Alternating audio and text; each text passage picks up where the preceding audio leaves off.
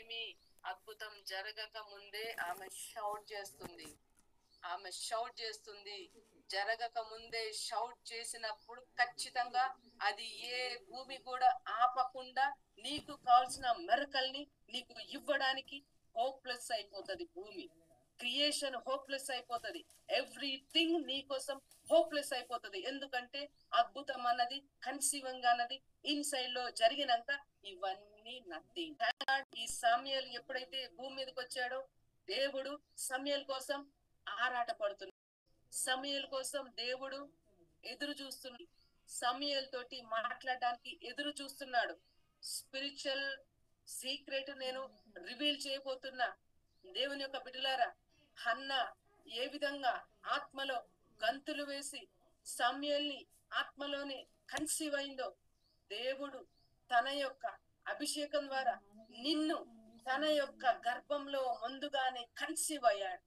ఆయన గర్భంలో ముందుగానే నువ్వు కన్సీవ్ అయినావు. నువ్వు ముందుగానే ఆయన యొక్క గర్భంలో, ఆత్మీయ గర్భంలో కన్సీవ్ అయినప్పుడు నువ్వు ఆయన ఇన్సైడ్ లో అర్థమవుతుంది.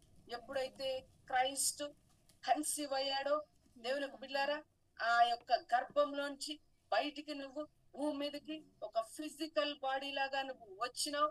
సో దేవుడు శామ్యుయల్ కోసం, ఈ టైం కోసం, ఈ టైం కోసం, ఈ టైం కోసం దేవుడు ఎదురు చూసినట్లుగా నీ కోసం దేవుడు నీతో మాట్లాడడానికి, నిన్ను పిలవడానికి, నీకు సీక్రెట్స్ ని బోధించడానికి, నీకు రెవల్యూషన్స్ ని అందించడానికి దేవుడు నీ గురించి ఎదురు చూస్తూ ఆత్మీయ సంతానంగా వచ్చిన రోజే దేవుడు నీ గురించి ఎదురు చూస్తాడు. నీ కోసం దేవుడు వెయిట్ చేస్తున్నాడు నీతో మాట్లాడడానికి. అందుకనే టైము ఎప్పుడు వస్తుందా, ఎప్పుడు శామ్యుయల్ ని, నేను జరగబోయే సంగతుల గురించి, ఫ్యూచర్ లో శామ్యుయల్ యొక్క పవర్స్ ని, ఫ్యూచర్ లో శామ్యుయల్ యొక్క ఆ గొప్పను ఏ విధంగా నేను ఇంక్రీజ్ చేయాలో, నా పవర్స్ ని శామ్యుయల్ కి ఇచ్చి ఏ విధంగా ఇతన్ని ప్రవక్తలాగా నేను స్థిరపరచాలో, వాటన్నిటిని రివీల్ చేయడానికి దేవుడు ఆ చిన్న బాలుడైన సమూయేలు కోసం దేవుడు ఎదురు చూస్తున్నాడు. నాకు లోపల నేను బలంగా, నాకు లోపల ఇన్సైడ్ లో నేను బలంగా స్ట్రైక్ అవుతుంది. అది ఏంటంటే, పరలోకానికి భూమికి ప్రభు అయ్యున్న ఆ దేవుడు ఒక న్యాచురల్ బాడీలో ఒక సింపుల్ లైఫ్ ని, ఒక ఫెయిత్ అప్ అండ్ డౌన్ లో ఉండి, ఒక ప్రాబ్లం ని ఎట్లా ఫేస్ చేయాలో తెలియనటువంటి సిచ్యువేషన్ లో ఉన్న నీ కోసం దేవుడు ఎదురు చూస్తున్నాడు. నీతోటి రైట్ టైము, నువ్వు ఇప్పుడే అంటే ఇప్పుడే ఆయన మాట్లాడు, ఇప్పుడే అంటే ఇప్పుడే ఆయన నిన్ను పిలుస్తు. ఎస్ ఐఎమ్ రెడీ అని నువ్వు ఇప్పుడే చెప్పగలిగితే ఆయన ఇప్పుడే ఆయన వాయిస్ తోటి నిన్ను విజిట్ చేయబోతు.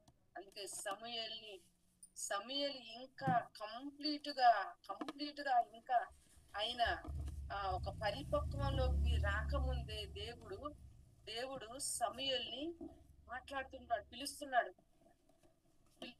ఎందుకంటే అక్కడే నీకు అర్థం కావాలి, దేవుడు సమూయేలు ఎప్పుడు పెరుగుతాడా, ఎప్పుడు కొంచెమన్నా విజ్డమ్, కొంచెమన్నా జ్ఞానం వస్తే నేను అతనితోటి మాట్లాడు. అందుకని 2 సార్లు పిలిచినా కూడా సమూయేలుకి ఏలీ ఒక్కడే తెలుసు. సమూయేలుకి మిగతా ఏమీ తెలియదు. ఏలీ వాయిసే తెలుసు. ఏలీ ఏం చెప్తే అది చేస్తున్నాడు, అది ఎట్లా మాట్లాడితే ఆయన అట్లా వింటున్నాడు.